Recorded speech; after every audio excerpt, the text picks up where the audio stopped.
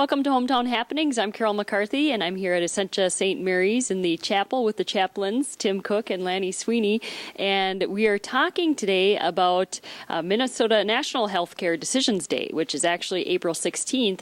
But Chaplain Tim and Chaplain Lanny are going to have a couple of presentations coming up the week of the 16th, prior to the 16th, about healthcare directives. And they're going to talk a little bit about the importance of having a healthcare directive and some of the things that they are doing as chaplains and work in their community about directives.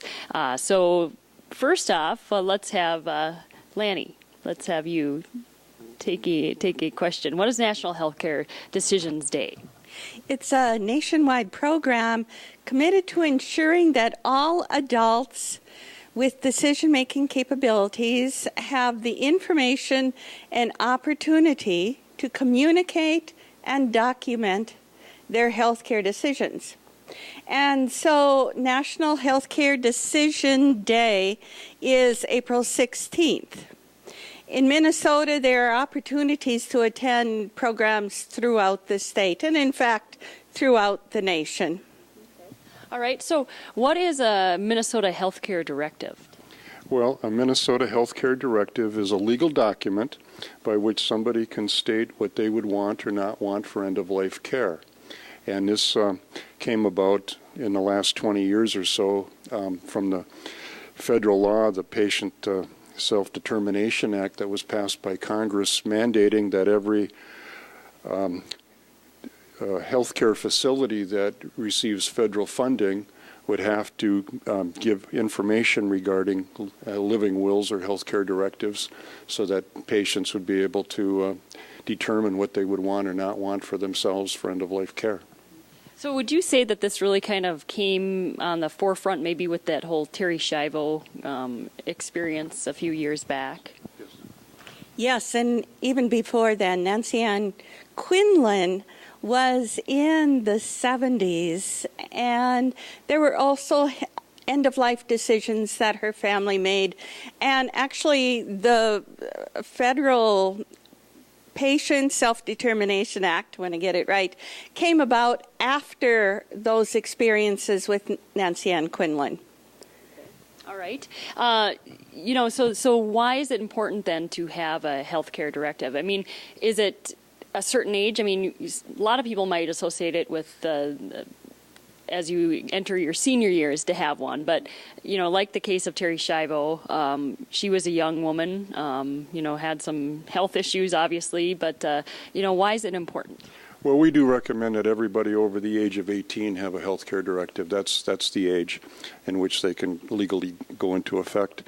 But like, as you've mentioned, the Terry Schiavo situation, even here at St. Mary's, we've encountered situations where the family's been divided over what kind of care they wanted to give their loved one.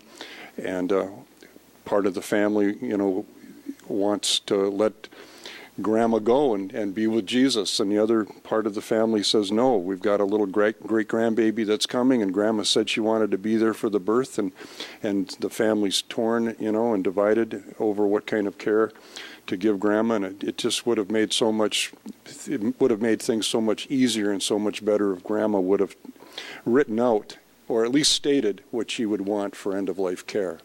And that's what a legal document, the healthcare directive, gives everybody the opportunity to put that into writing, what they would want or not want.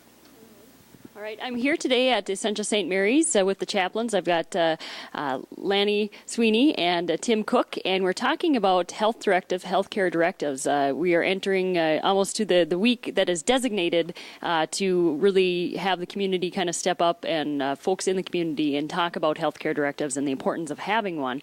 And when we come back, we'll talk more about healthcare directives, also about some of the opportunities you'll have coming up to attend some of the presentations that these two will be giving here in Detroit Lakes. Welcome back to TV3. I'm Carol McCarthy for Hometown Happenings. I'm here with chaplains from Essentia St. Mary's, Lanny Sweeney and Tim Cook, and we're talking about healthcare directives. There's a week coming up. Actually, it's a day. It's National Healthcare Decisions Day, which is April 16th, a Saturday.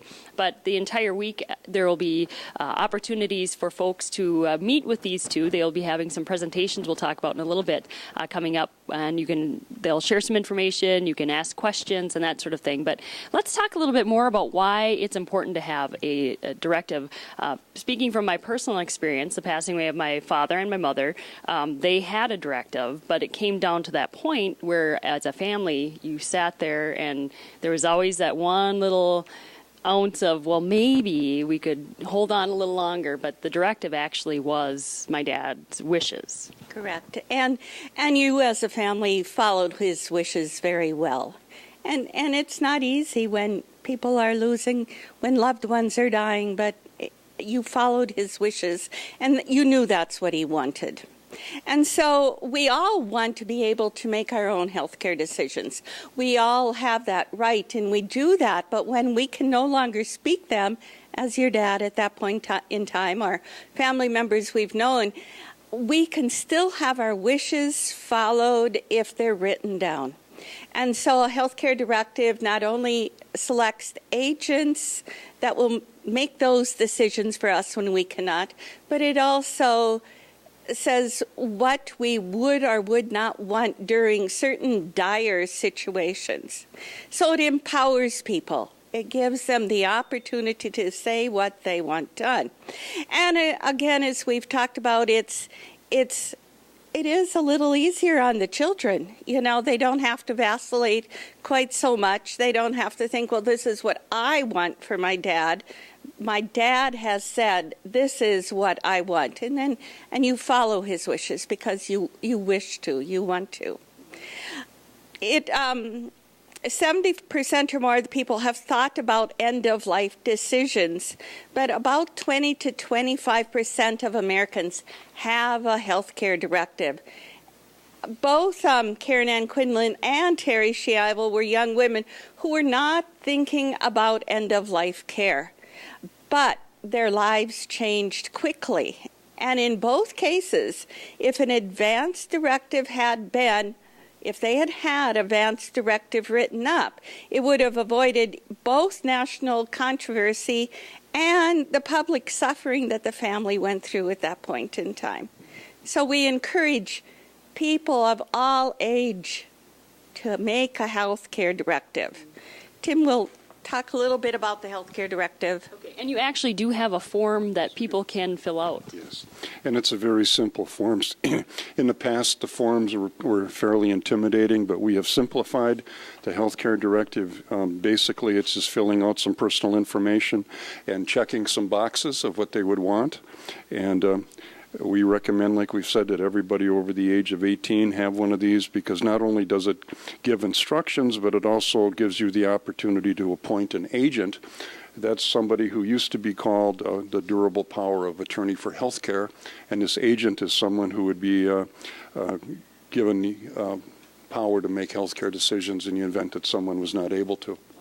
And now you have a couple opportunities for people. You will be speaking. Why don't you give us the dates and the times and the whereabouts? Okay, well, we're really excited. We're going to be presenting at the library conference room on Tuesday evening, April 12th from 6:30 to 7:30.